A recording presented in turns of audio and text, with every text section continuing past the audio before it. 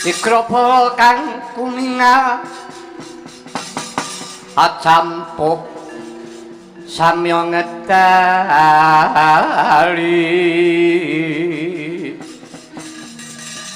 leratet wileteng kota danywang kemanguncang niki bencang sangat mitje atinya ngedali wuwut terus ta Surawilaga kaya buta singa wregil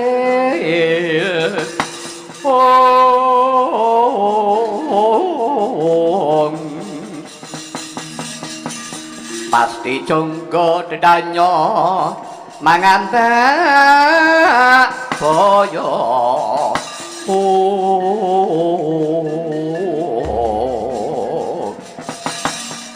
Cemadung dawuh Kang Mas kula ingkang ngarayi Puntri Sirah kula Puntri Kaya kula Trinetra kula Dewantaka Cemadung dawuh kadangipun Kakang Yayi Tri Sirah Trinetra Trikaya Dewantaka sira kabeh iki mau padha-padha putra Ngalengka putrane Prabu Rahwana Nadyan iki mau sono dawuh pengendikane Kanjeng Paman Kumbakarna bakal nganti kawicaksanan bendung ining getih tekse ora ana peperangan nanging apa kuwi iso nampa lelakon wis kaya mengkene negara wis kinepung mungsuh kok dadi Dewi Sinta kon masrahake tegese wong Alengka kon teluk karo bangsan Wanara teluk karo kethek ora sotah ora sudi ya semanten ugi kula Kang Mas tinimbang kula teluk kaliyan Prabu Rama langkung prayogi alit sakit ageng beginipun pejah lebur luluh wor lan bumi bagus yen to pancen karo prasetya padha karo pun Kakang sing prayitna ngati-ati tatanen barisamu dewi-dewi gunakna Jayaji Kawijayan apa sing dadi dawuh pengendikane Kanjeng Rama piwulan kasekti Jayaji Kawijayan guna kasantikan peparinge Kanjeng Rama Prabu tindake bareng-bareng kanggo numpes para wanara swawi kula dherekaken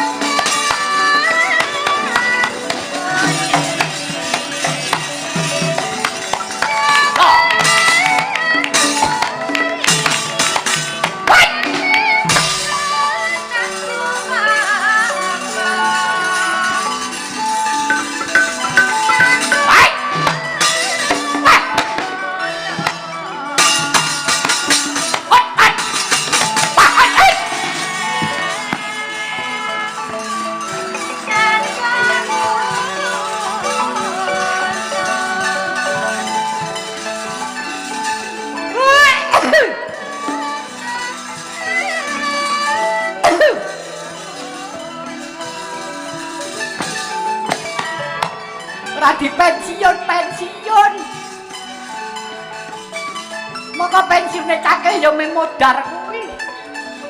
Yalah.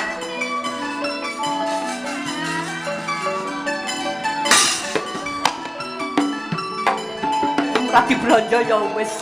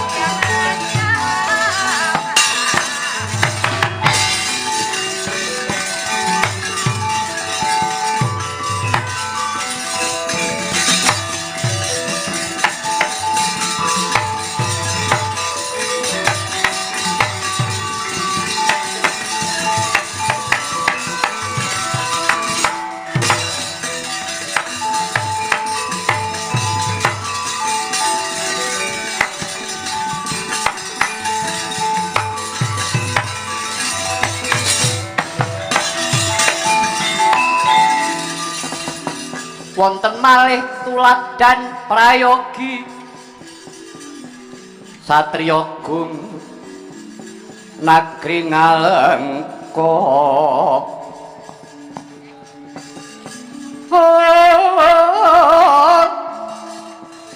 sang Kumbakarna namane Toriku warna diusup prandening gayuh utami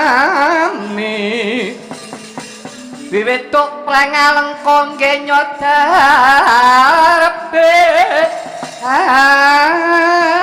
atur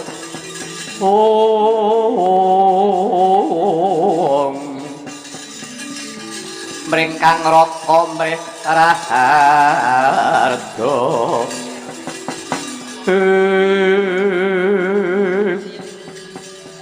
Togo wonten timbalan ingkang adhawuh Raden Bilung wonten dawuh Den panjenengan pun wungu anggenipun Tapa Nendra iya antuk pamujimu kok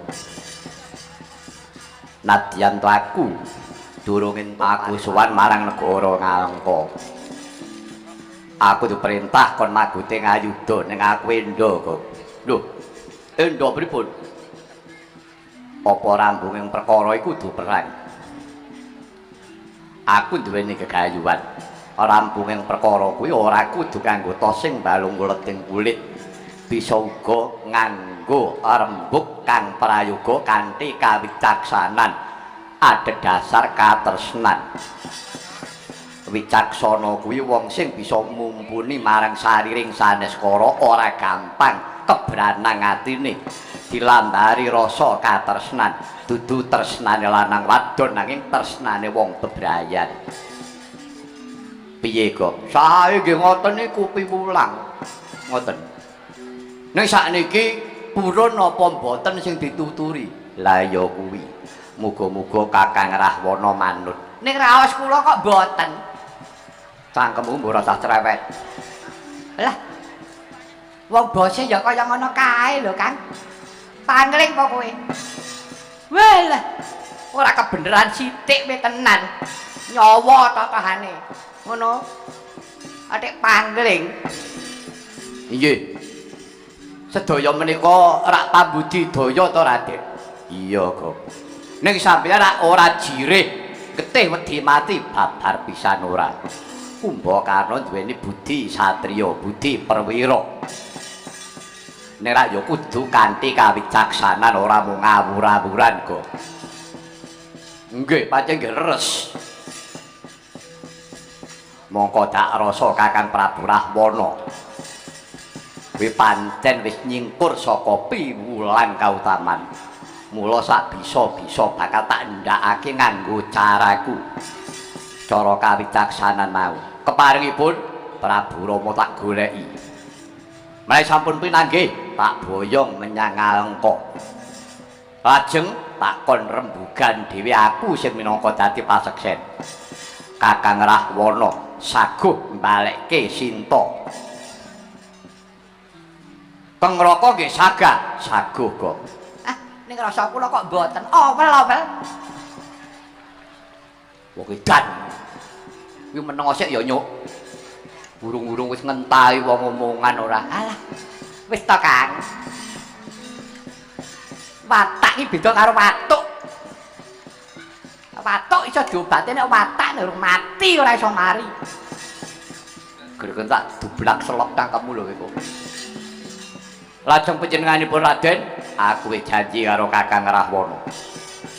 Mengko yen to Sri Rama wis tekan ning negara Ngalengka takon ngrembug kanthi kawicaksanan ewadene. Yen Rama Wijaya ora gelem nampa barine Sinta tak rampungane pisan. Oh, lah rak ngaten. Lah niku cetha naminipun mula sangka kuwi.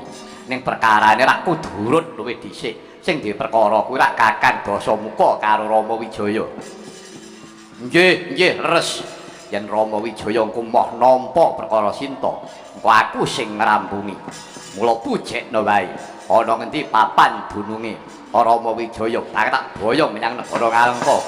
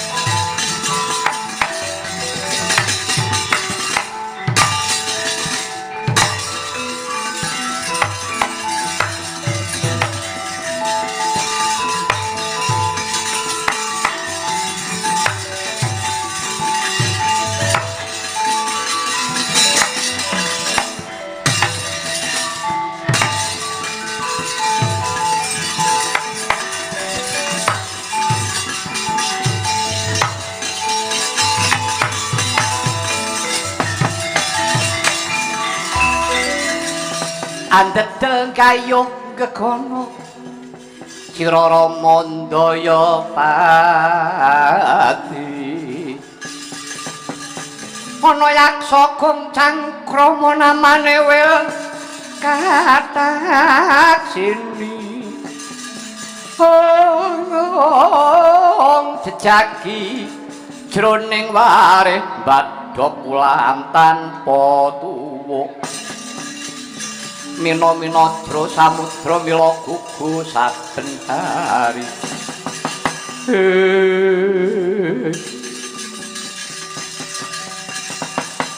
Wapatihane lho piye inggih Jayagada mangger miyin sampun daya-daya lumampah keparenga kula badhe mitereng sawetawis tinimbang manah kula menika tuwuh tandha pitaken istanipun boten namung kula piyambak nanging sedaya para wanara inggih mekaten kowe arep takon bab perkara apa ngaten wae janipun pelang ageng ngalengka kaliyan Sri Rama menika janipun perkawisipun rak namung setunggal rebatan Dewi Sinta nggih boten ya terus lah mongko rikala semanten Sri Rama menika sampun utusan Kakang Anoman rikalanipun Kakang Anoman dinuta dening Sri Rama lho pamiya Kakang Anoman menika boyong kaliyan Dewi Sinta inggih boten kawratan rak mesti saged tur kuwawi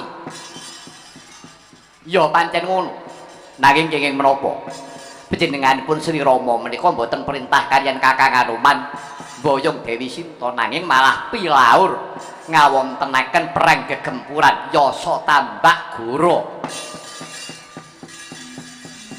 ora cobi moko nyadaripun peperangan menika boten ngomongaken namung para senopati para kawula alit ingkang boten ngertos dodok seleng perkawis kasempyok ing arab dan kawengisaning perang nyun pangapunten menika sedanipun bingungaken raos kula janipun Sri Rama menika kersanipun werdos pundi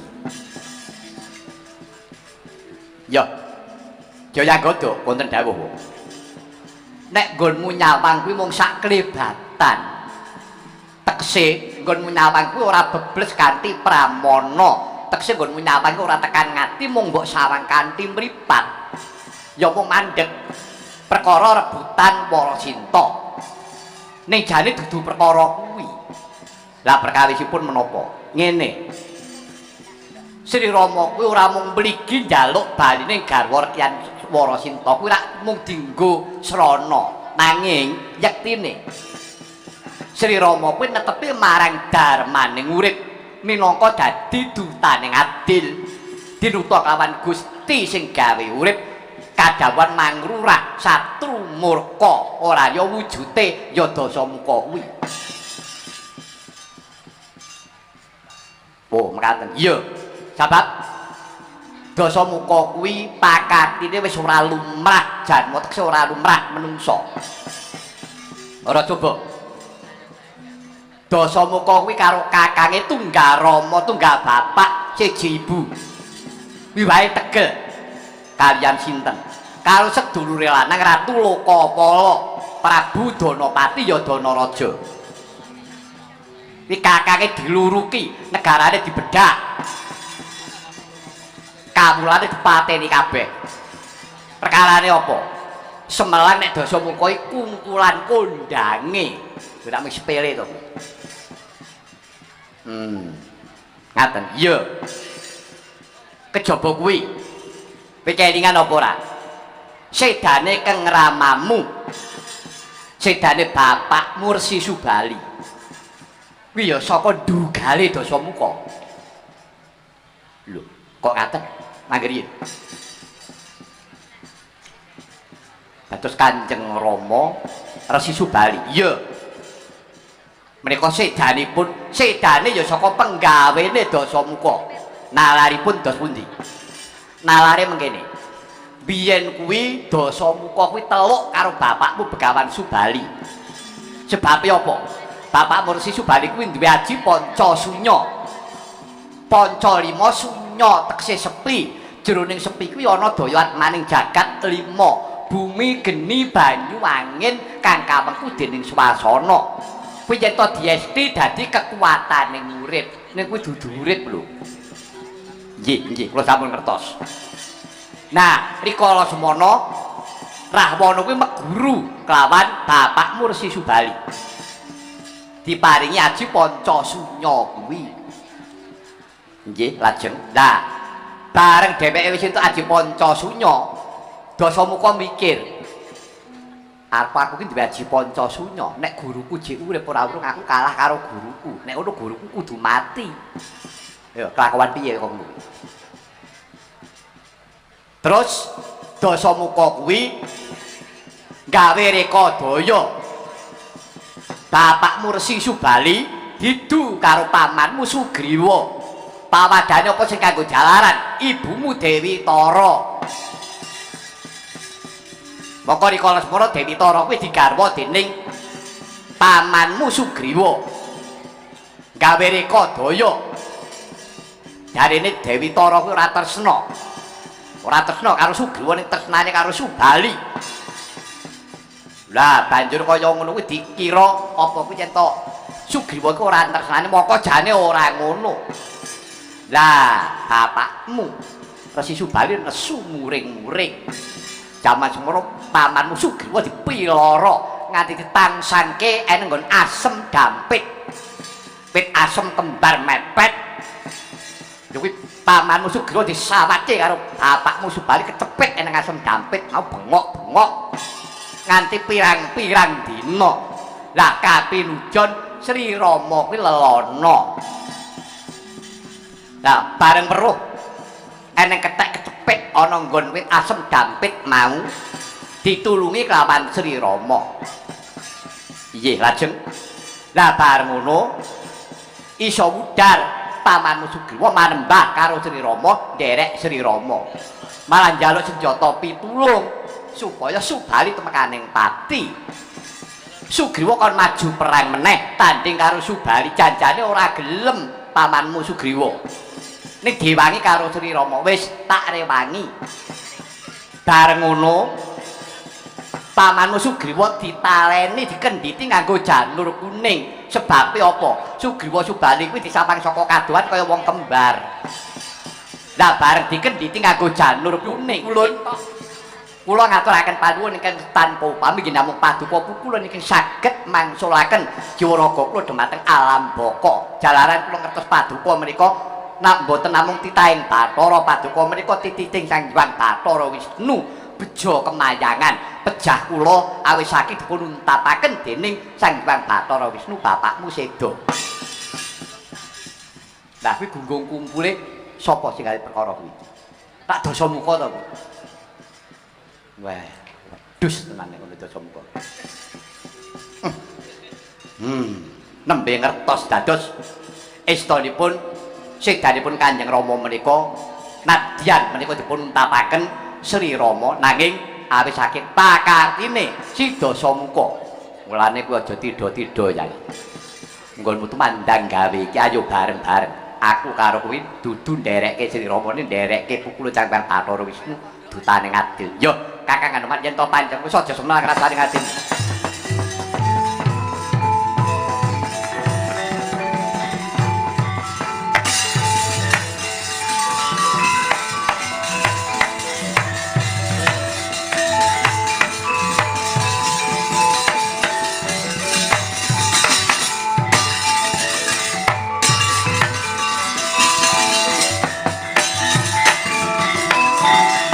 Cocak rawuh inggih kula Kyai Patih. Enek migati apa?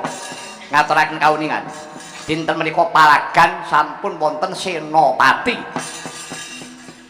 Palagan ana senopati inggih. Sapa sing demen dadi senopati? Menawi mboten klentung manut sumbaripun putra Ngalengka. Inggih menika Raden Indrajit sak kadangipun. Yo, tiwas kebeneran. Jaya nggoda Raden Anoman. Lan Risa Karwaja. Lawan kapi anggeni kapi liman desti tatanan harismu dewi-dewi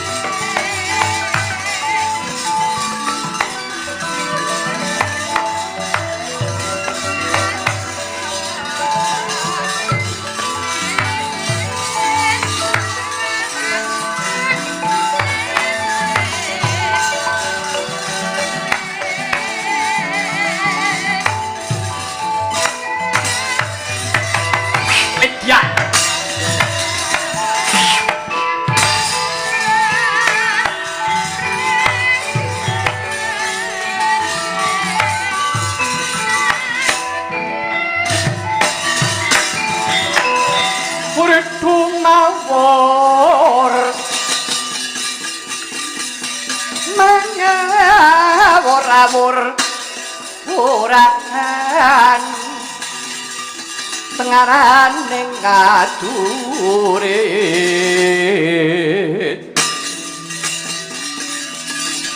kana guru kangka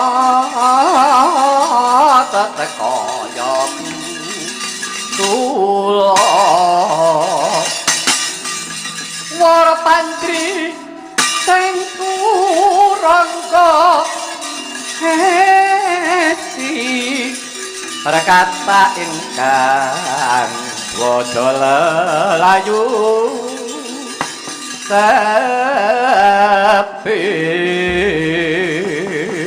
wah ora pangling kethek ulese kembang duren Wijaya Godhong ora tedeng kali-kali wis ngerti karo aku wah apa karo kowe bangkep aku bodoh kowe biyen ya tau dadi dutane Sri Rama rikala semana kowe nyidra makutane Kanjeng Rama Prabu Rahwana ya ngono ora iya pancen bener kowe anak Dasamuka ya Raden Trinitra minggato Jaya Godhong aja gawe teking negara Kalengka gelem minggat yen tak iso nyangking ndase Dasamuka weblis parah kowe wano-wanat nyangking mestakane Kanjeng Rama yen anake lanang isih urip tangi lamun bisa gepok singgel kuncane Kanjeng Rama cakep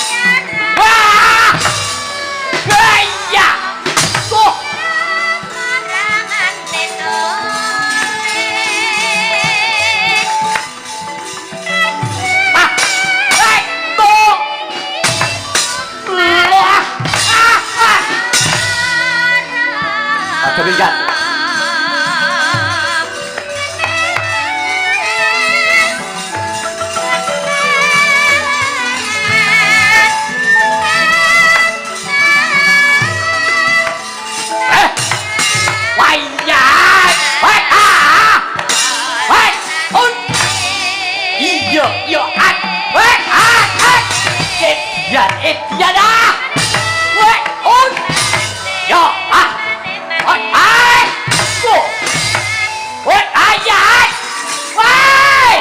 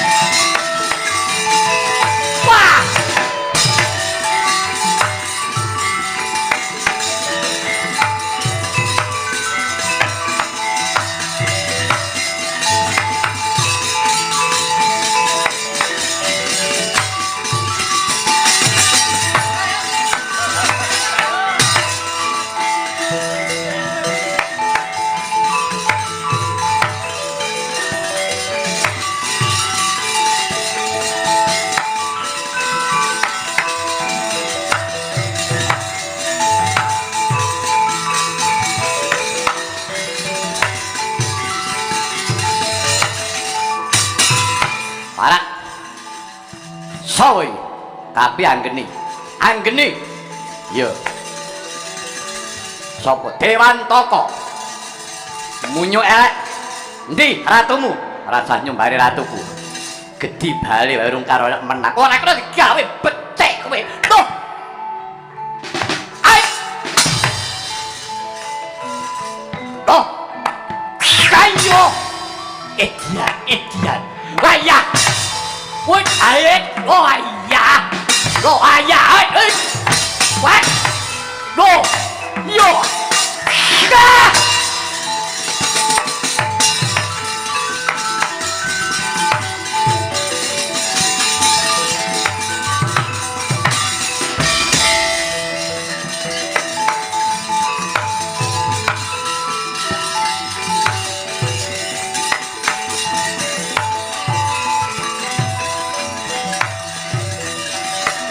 Ah!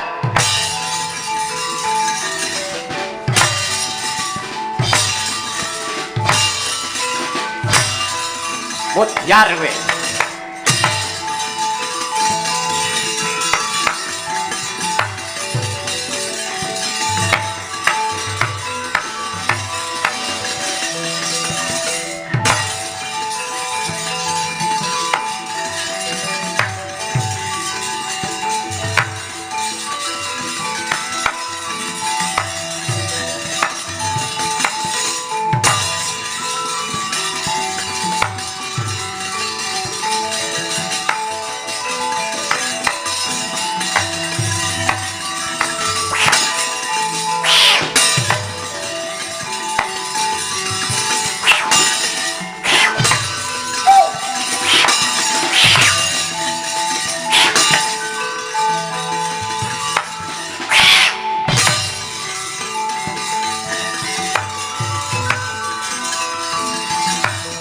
Ayo amuk suram merata jaya merat. Apa ini? Aduh. Itu. Alah dekku. Pah.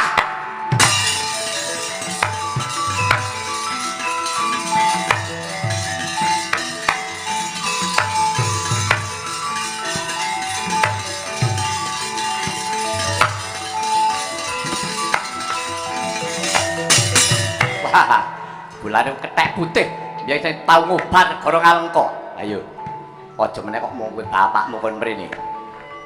Bapakmu kok rak rajang-rajangi. Wah kurang ajar ya.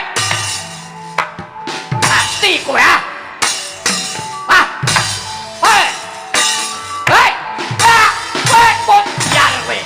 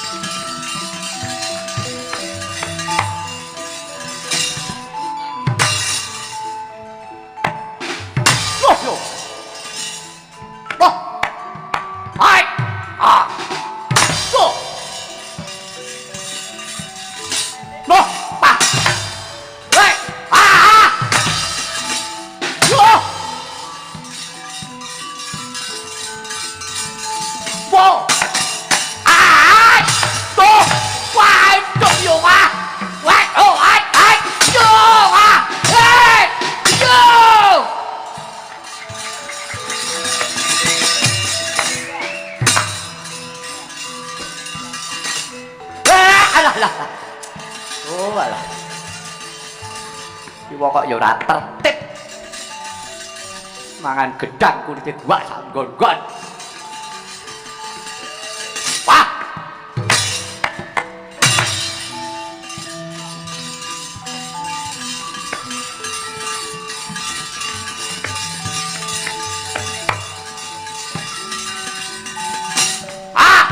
Oh.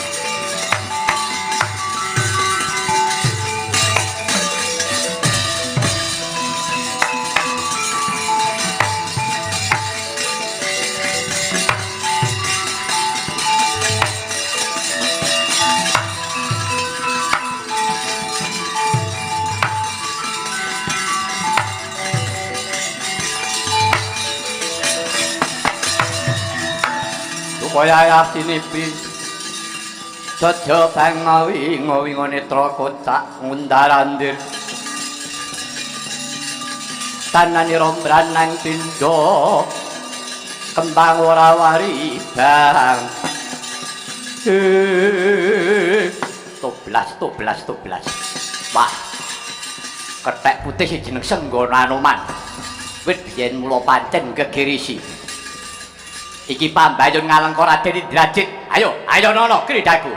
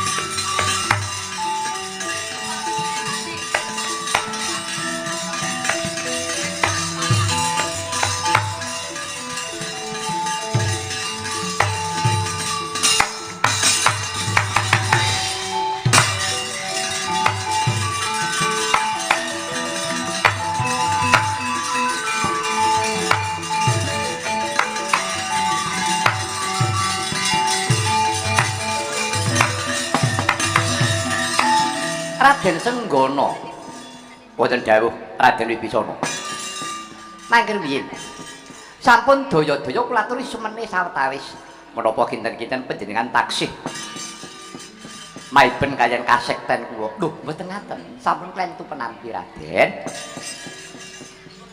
Indrajit menika putra Ngalengka menika nggadhahi pusaka sarta andel-andel ingkang gegirisi kula mboten ajri menika mboten perkawis kendel utawi jirih nanging kula ngeman sampun ngantos ngandhipun Raden Senggana menika mangke ngantos kecurnan saking pakatinipun Indrajit keparipun sak menika ngaten kemawon pastur lenggah Indrajit badhe kula panggihi langkung rumiyin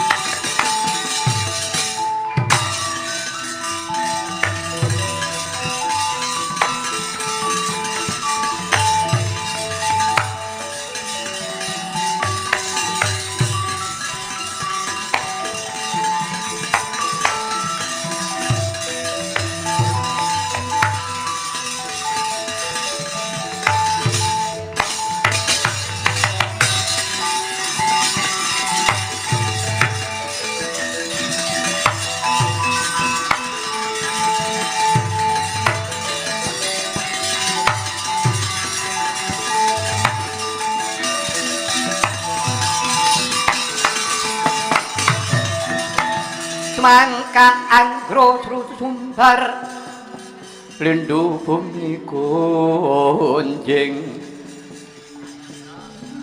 kumalodo kuntur ketuk kumok kang jalane di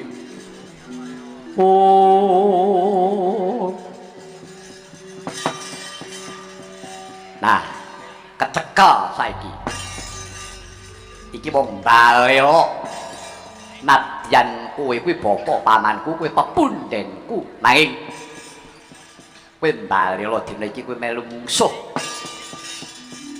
ing atase kowe golek mukti bae adol bangsa karo negara ngremehake negaramu ngremehke bumi kelahiranmu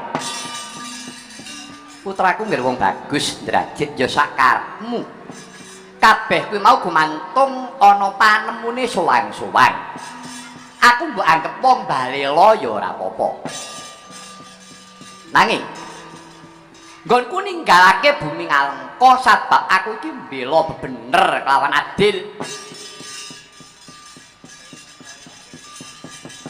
lan maneh kok nganti mbok rewangi kowe adus keringet kaya ngono kuwi Drajit sing mbok belani sapa sing tak belani Kanjeng Rama Prabu Rahwana aku iki putrane Prabu Dasamuka ora dalah wong nyatane kowe durung ngerti ya sakarepmu Drajit yen kowe kena tak elekake kowe aja banget-banget tuku manembah kelawan Prabu Rahwana kowe aja nganggep yen to Dasamuka kuwi bapakmu ayo kowe ngerti apa durung jan Drajit iki anake sapa lho kowe kuwi aja ngolak-alik perkara sejarah aja ngingar-ngingerke bilatung sejarah Drajit iki putrane Prabu Dasamuka yo kuwi tumrape wong sing ora ngerti kuwi pancen anake Prabu Dasamuka nanging yen to pancen sing nekseni perkara Drajit kuwi aku mula janjane kowe kuwi dudu putrane Prabu Dasamuka nek kowe iki anake Gunawan Wibisana